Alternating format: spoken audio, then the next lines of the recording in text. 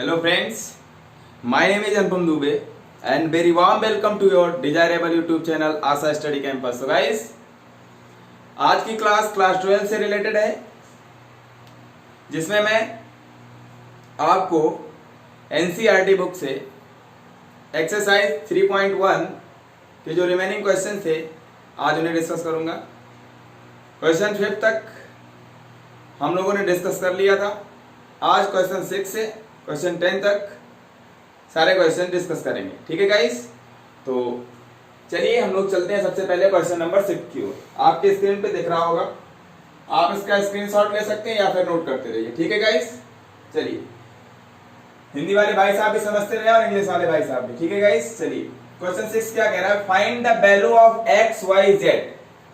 3 variable दिख रहे हैं, ठीक है आपको, एक्स वाई जेड। ये पहला क्वेश्चन है, एक्स वाई जेड इसमें भी दिख रहा है, एक्स वाई जेड इसमें भी दिख रहा है। तीनों की वैल्यू फाइंड करनी है आपको फ्रॉम द फॉलोइंग इक्वेशंस। ठीक है, नीचे जो 3 समीकरण दिए हैं हिंदी वाले भाई साहब, नीचे जो 3 समीकरण दिए फर्स्ट सेकेंड थर्ड, इसमें जो अननोन है आपके पास, जो चीज पता नहीं है, ठीक है, जो वेरिएबल एक्स वाई जेड है, इसकी वैल्यू आपको निकालनी है। ठीक है गाइस, चलिए हम लोग स्टार्ट करते हैं। क्वेश्चन क्या कह रहा है, पहला क्वेश्चन देखिए। पहले क्वेश्चन में मैट्रिक्स है, ये दोनों मैट्रिक्स क्या है, एक दूसरे के इक्वल है, पहले से इक्वल है। अगर पहले से इक्वल है तो ऑर्डर भी सेम और करस्पॉन्डिंग एलिमेंट भी सेम होगा। ठीक है गाइस, करस्पॉन्डिंग एलिमेंट का मतलब दोनों मैट्रिक्स के दोनों आव्यूहों के संगत अवयव बराबर होंगे। ठीक है गाइस, ये मैंने बता दिया था। तो सीधा ऑर्डर तो सेम है, 2/2 का 1 2 2 रो 2 कॉलम। ठीक है, दोनों इक्वल है, इक्वल दिए, इसका मतलब ऑर्डर सेम होगा, करस्पॉन्डिंग एलिमेंट अपने आप सेम होंगे। ठीक है, तो चलिए, since this is equal to this, therefore now comparing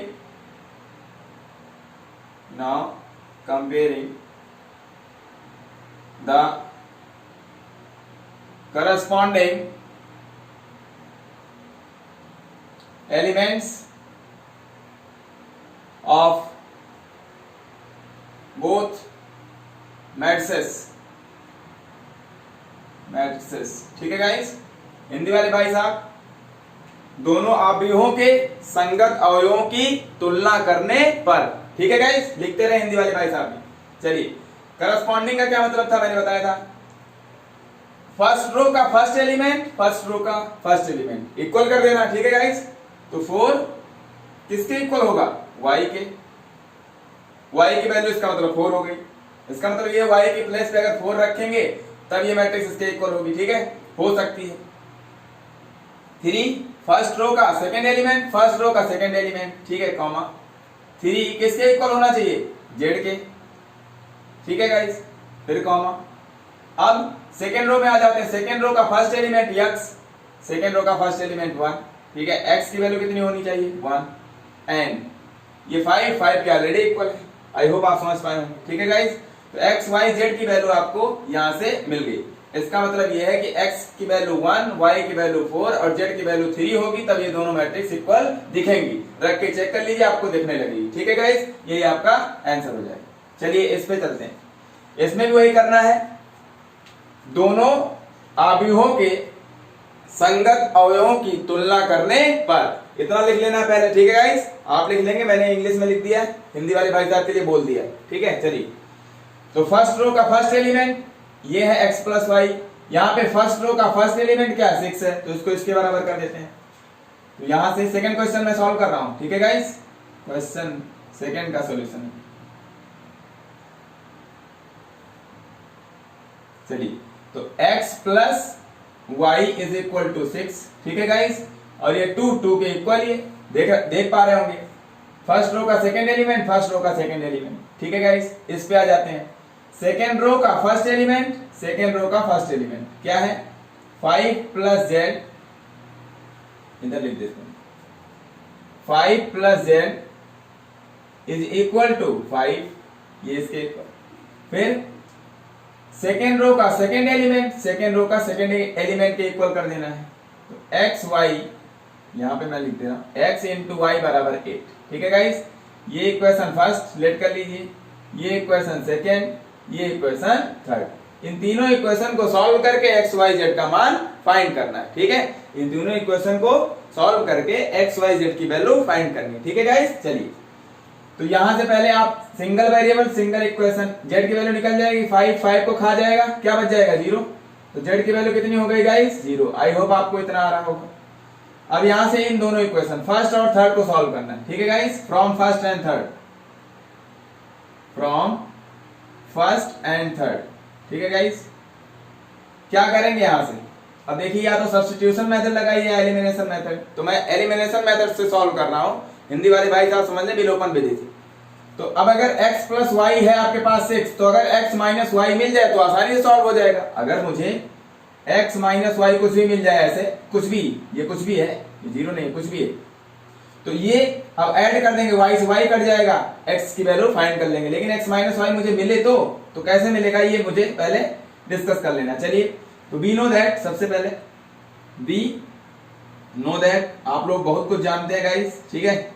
चलिए, तो इतना तो आता ही होगा। हम जानते हैं, क्या जानते हैं आप, x minus Y whole square को मैं x इन दोनों के फॉर्म में लिखना है। ये वैल्यूज पता है आपको, x plus Y, x minus x into Y की, ठीक है गाइस। तो इसके फॉर्म में आपको इसका फॉर्मूला लिखना है। तो आई होप आपको इतना आता होगा। अगर मैं इसको ऐसे लिख दूं, x plus Y whole square, ठीक है, इसका होल स्क्वायर, और माइनस 4xy लिख दें इसको, और सॉल्व कीजिए तो इसके इक्वल आएगा।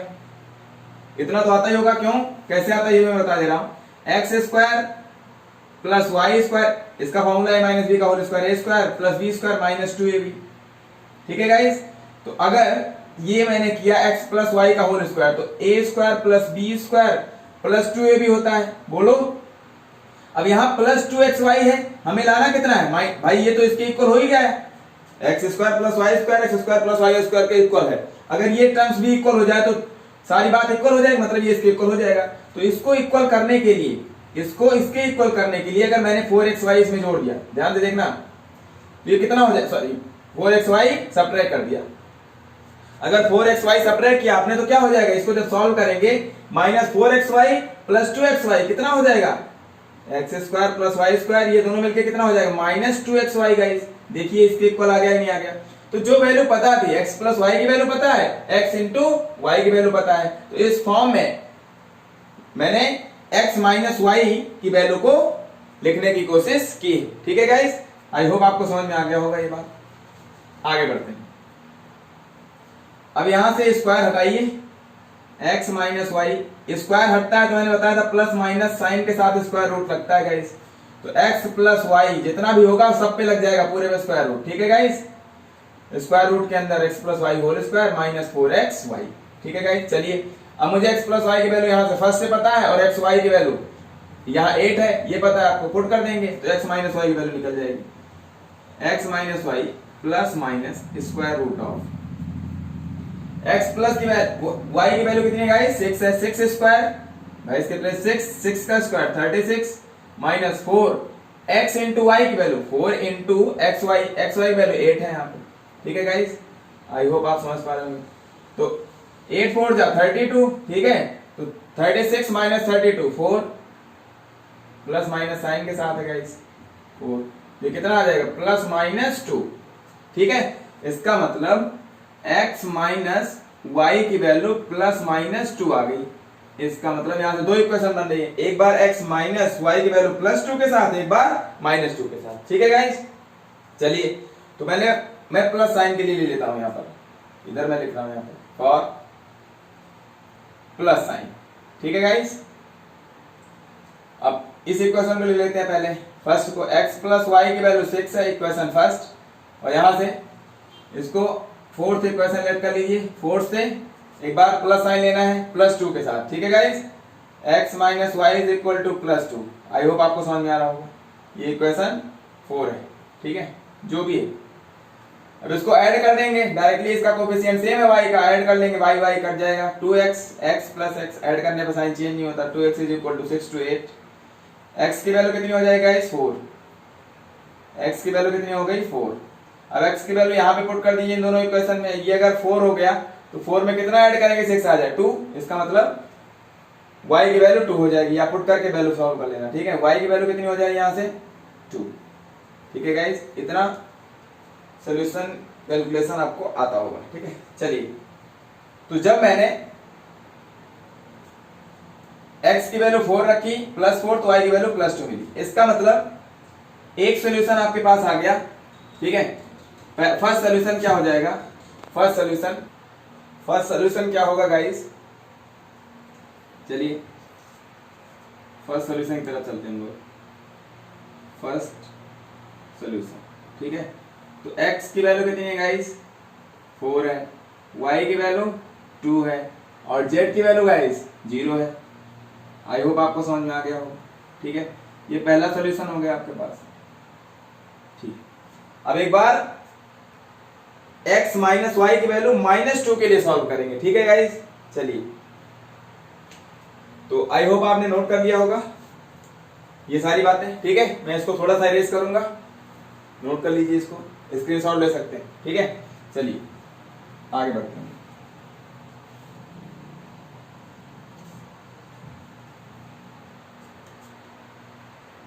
x माइनस वाई इसी के नीचे, ठीक है गाइस।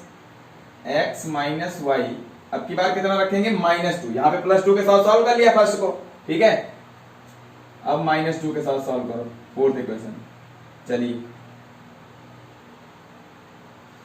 अब ऐड कर देंगे तो फिर cancel out, 2x x x 2x, ठीक है guys, is equal to add करेंगे 6 -2, भाई ये तो माइनस है ना, 6 - 2 प्लस का 4, कैंसिल आउट कितना 2। x की वैल्यू कितनी हो गई गाइस, प्लस का 2, ठीक है। अगर x की वैल्यू +2 तो y की वैल्यू कितनी हो जाएगी अब की बार, या आप कहीं किसी भी इक्वेशन में रख सकते हो, चाहे फर्स्ट में चाहे फोर्थ में। तो x2 तो y कितना होना पड़ेगा जब 6 आ जाए, यानी 2 में कितना जोड़ दें 4, तो ऐसे भी कह सकते हो या फिर रख के सॉल्व कर लें। y की वैल्यू कितनी हो जाएगी गाइस 4। देखिए यहाँ पे इंटरचेंज हो रहा है मामला, यहाँ पे x की वैल्यू 4 थी, y की वैल्यू 2 थी। इसका मतलब जो x y is equal to 8 ये इक्वेशन थी, इसका मतलब ये चाहे 2 हो तब इसको 4 होना पड़ेगा, तभी तो 2 × 4 8 आएगा। या फिर ये 4 हो जाए तो इसको कितना होना पड़ेगा, इसको 2 × 4 करें चाहे 4 × 2, दोनों बार 8 ही तो आ रहा है।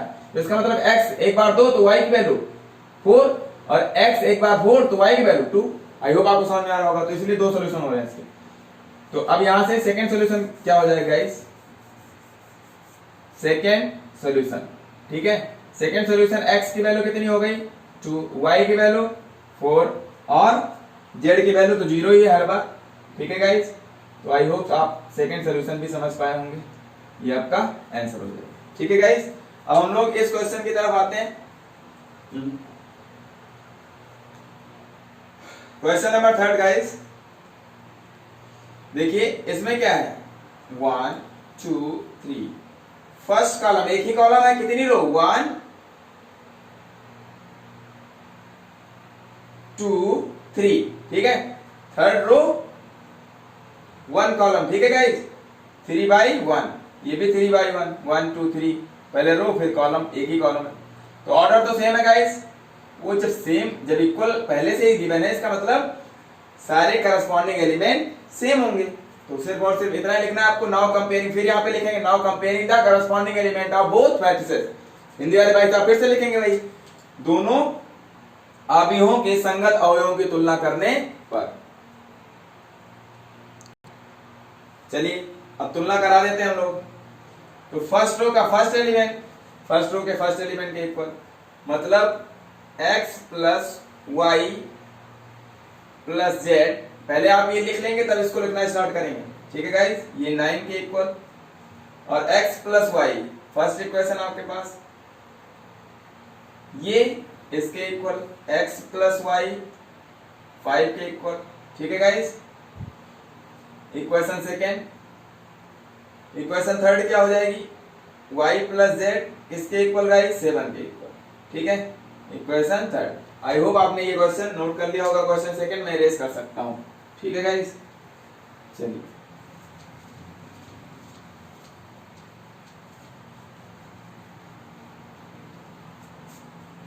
अब इन तीनों इक्वेशन से देखिए, पहले इक्वेशन में क्या है x plus y plus Z is equal to 9 है, दूसरी में x प्लस वाई 5 है। अगर x प्लस वाई के प्लेस पे मैं क्या पुट कर दूं 5, तो यहां पुट कर देना। फ्रॉम सेकेंड दूसरे इक्वेशन से x प्लस वाई का मान 5 फर्स्ट में रखने पर, ठीक है guys, x plus Y is equal to 5, ठीक है, from second putting the value of, ऐसे लिखिए इसको, पुटिंग द वैल्यू ऑफ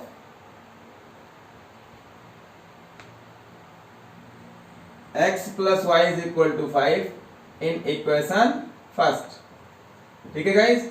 तो x प्लस वाई के प्लेस में आप 5 रख देंगे तो 5 प्लस जेड हो जाएगा, तो 5 plus Z is equal to 9। तो जेड की वैल्यू कितनी हो जाएगी, प्लस का बदल जाएगा माइनस का, यानी 5 में कितना ऐड कर दें कि 9 आ जाए, 4, तो जेड की वैल्यू कितनी हो जाएगी 4, ऐसे भी समझ सकते हो। जेड 4 हो गया, ठीक है गाइस। अगर जेड 4 हो गया तो जेड की वैल्यू थर्ड में उठा के रख दो तो वाई की वैल्यू निकल जाएगी, z is equal to 4, put z is equal to 4 in third, ठीक है गाइस। थर्ड में रखेंगे तो ये थर्ड क्या, y प्लस z की वैल्यू कितनी 4 इज इक्वल टू 7, 4 में कितना ऐड कर दें 3, तो y की वैल्यू, यहां से y की वैल्यू कितनी मिल गया गाइस 3, ठीक है, y 3 हो गया, z 4 हो गया। अगर y3 z4 तो x की वैल्यू फर्स्ट से निकल जाएगी, ठीक है। Now again putting the value of z, put z is equal to 4 and y is equal to 3 in equation first. Equation first में रखेंगे तो मुझे x की वैल्यू मिल जाएगी, ठीक है गाइस, क्योंकि 3 वेरिएबल है, 2 वेरिएबल की वैल्यू पता हो गई, तीसरा निकल जाएगा अपने आप, ठीक है। x प्लस y की वैल्यू 3 प्लस z कितना है 4 इज इक्वल टू 9, ठीक है गाइस, इक्वेशन फर्स्ट है। तो x की वैल्यू कितनी हो जाएगी, ये 7 हो गया, 7 में कितना ऐड कर दें 2, तो 9 के इक्वल आ जाएगा, इसका मतलब x की वैल्यू 2, ठीक है गाइस। आई होप आपको समझ में आ गया होगा। तो इन तीनों इक्वेशन से आपको क्लियर हो गया होगा, x की वैल्यू कितनी आ रही है 2, y की वैल्यू 3 एंड z की वैल्यू गाइस कितनी है 4 है। आई होप आप समझ पाए होंगे, यही आपका आंसर हो जाएगा, ठीक है गाइस। अब हम लोग चलते हैं नेक्स्ट क्वेश्चन की तरफ। क्वेश्चन नंबर 7 में भी गाइस क्या करना है, find the value of ABCD। अब की बार 4 वेरिएबल ABCD है फ्रॉम द इक्वेशन। जो इक्वेशन है ये मैट्रिक्स, ठीक है, एक दूसरे के इक्वल है, तो फिर से यहाँ पे क्या फाइंड करना है, जो इनमें अननोन है उन्हीं की वैल्यू फाइंड करनी है। अननोन क्या है, ABCD, अननोन मतलब जो चीज मुझे पता नहीं है, ठीक है गाइस। चलिए तो फिर से now comparing the corresponding element of both matrix, ठीक है गाइस, दोनों अवयवों के संगत अवयवों की तुलना करने पर लिख लेना है आपको, ठीक है, पहले फिर चलते हैं हम लोग करते हैं। फर्स्ट रो का फर्स्ट एलिमेंट इसके इक्वल, अब इतना तो आता ही होगा, ये इसके equal, a minus b minus 1 के इक्वल, ठीक है guys. 2a plus c equation first, 2a plus c first row का सेकेंड एलिमेंट, फर्स्ट रो का सेकेंड एलिमेंट किसके इक्वल 5 के, ठीक है गाइस, इक्वेशन सेकेंड। चलिए फिर सेकेंड रो का फर्स्ट एलिमेंट सेकेंड रो के फर्स्ट एलिमेंट के equal, 2a minus b is equal to 0, ठीक है। सेकेंड रो का सेकेंड एलिमेंट सेकेंड रो का सेकेंड एलिमेंट के equal, equation third, equation 4, 3c plus d is equal to 13, equation 4, ठीक है guys. अब इन 4 इक्वेशन को सॉल्व कर लेना है, चारों समीकरण को हल कर लेना है, ABCD का मान निकाल लेना है। चलिए कैसे, पहले इन दोनों को सॉल्व कर लेते हैं। आई होप आपको दिखाई दे रहा होगा, इन दोनों के जो कोफिशिएंट है सेम है, ठीक है गाइस, b के, तो कोफिशिएंट इक्वल करने की जरूरत तो है नहीं। तो क्या करेंगे अब डायरेक्टली, अब दोनों सेम साइन के हैं तो अपोजिट साइन बनाना है तो माइनस करना पड़ेगा, तभी साइन चेंज होता है। चलिए इससे इसको माइनस कर दीजिए, ये माइनस का प्लस था माइनस हो जाएगा, ओरिजिनल साइन ये हो गया, ये माइनस है ये प्लस हो गया। इसका कोई साइन होता नहीं, जीरो का प्लस लिखो या माइनस लिखो, कुछ भी मतलब नहीं होता, ठीक है गाइस। तो ये इसको खा जाएगा, माइनस 2a प्लस 2a, तो माइनस का a बच जाएगा, यहाँ पे कितना हो जाएगा -1 और ये 0 तो -1, ये माइनस माइनस को खा जाएगा। a की वैल्यू कितनी आ गई गाइस 1। आई होप आपको समझ में आ रहा होगा।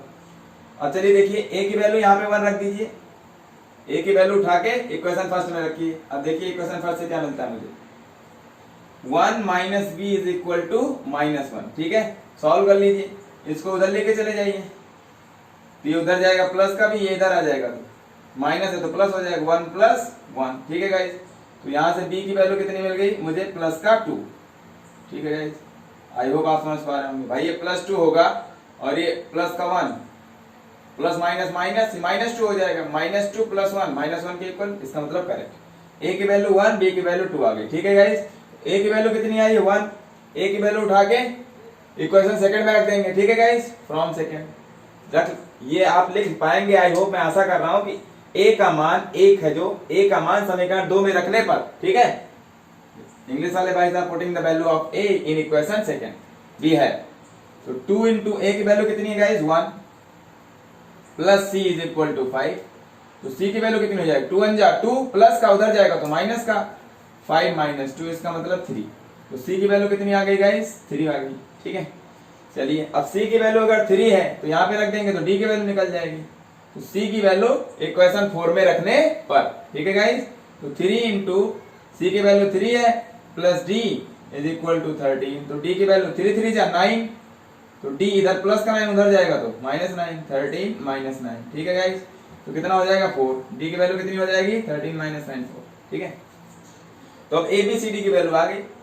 तो यहाँ से फाइनल आंसर क्या हो जाएगा, ए की वैल्यू 1, बी की वैल्यू 2 जो सोल्यूशन होगा, सी की वैल्यू गाइस 3 एंड डी की वैल्यू 4। ये आपका रिक्वायर्ड सोल्यूशन हो जाएगा। ठीक है गाइस, आई होप आप समझ पा रहे होंगे। ठीक है, अब हम लोग चलते हैं नेक्स्ट क्वेश्चन की तरफ। फ्रेंड, क्वेश्चन नंबर 8 आपकी स्क्रीन पे दिख रहा होगा। क्वेश्चन नंबर 8 क्या है, ए एक मैट्रिक्स है ए आई जे जिसका एलिमेंट है और इस मैट्रिक्स का जो ऑर्डर है m बाई n का है। ठीक है गाइस, m रो है n कॉलम है उसमें।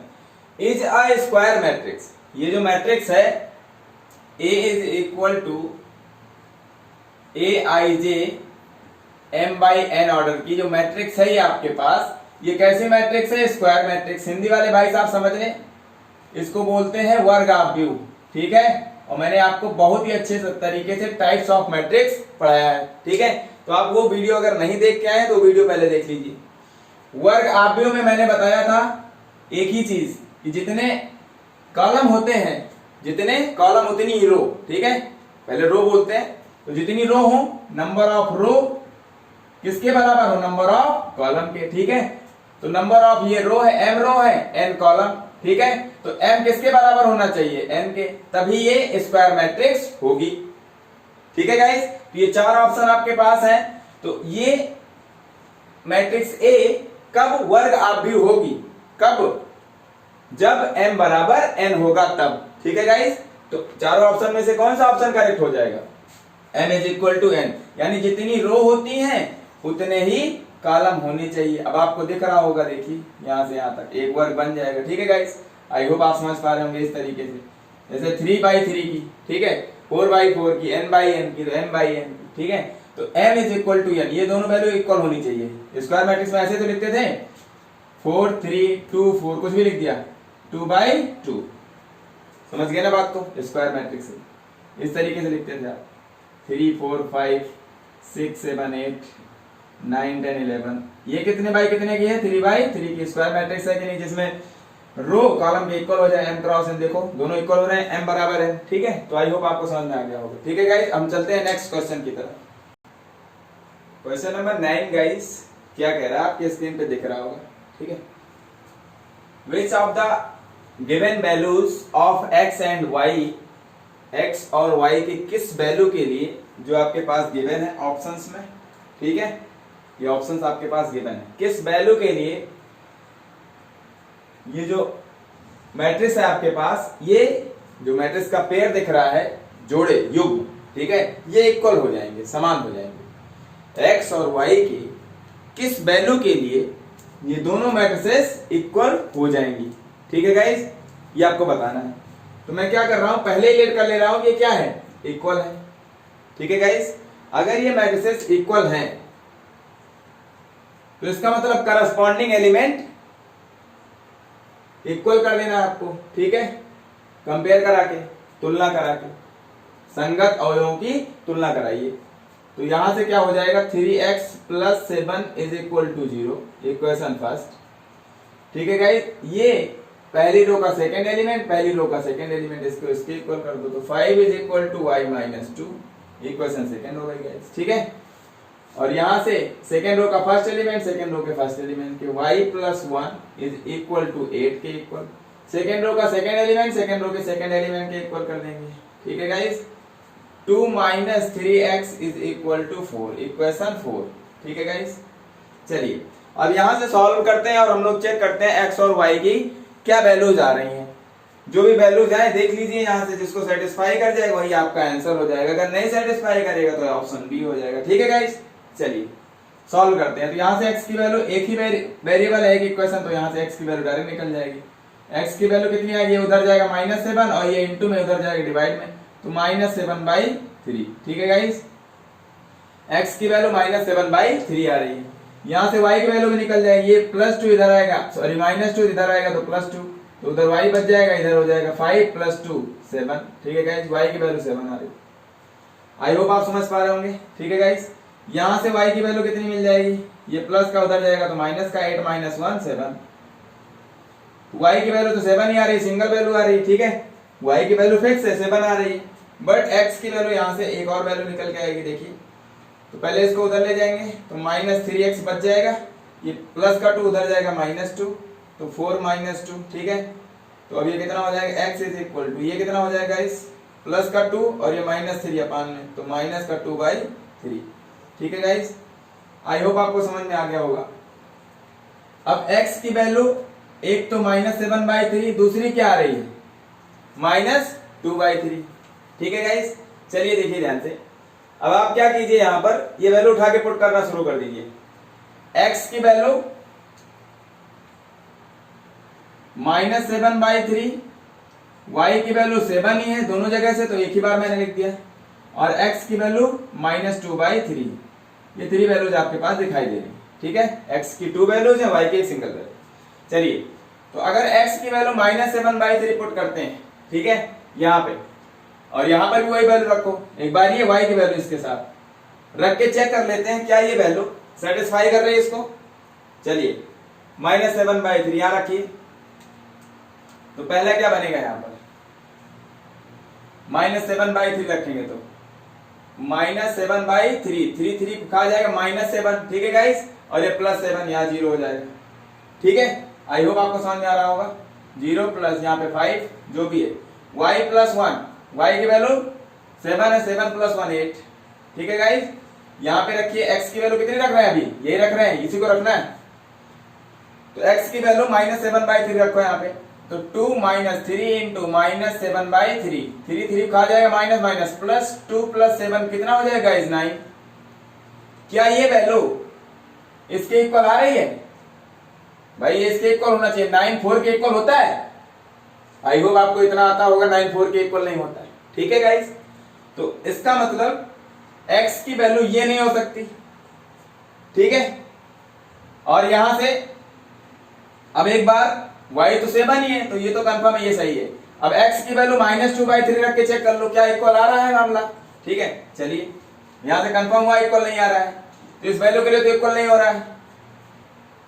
अब एक बार इसके लिए चेक कर लीजिए गाइस। ठीक है, y 7, x की वैल्यू -2/3 के लिए चेक कीजिए, तो ये तो y की वैल्यू 7 है, तो ये तो इससे दिक्कत नहीं है, तो 8 8 के इक्वल हो रहा है। ठीक है, चलिए चेक करते हैं। अब x की वैल्यू -2/3, तो 3 × -2/3 प्लस का 7।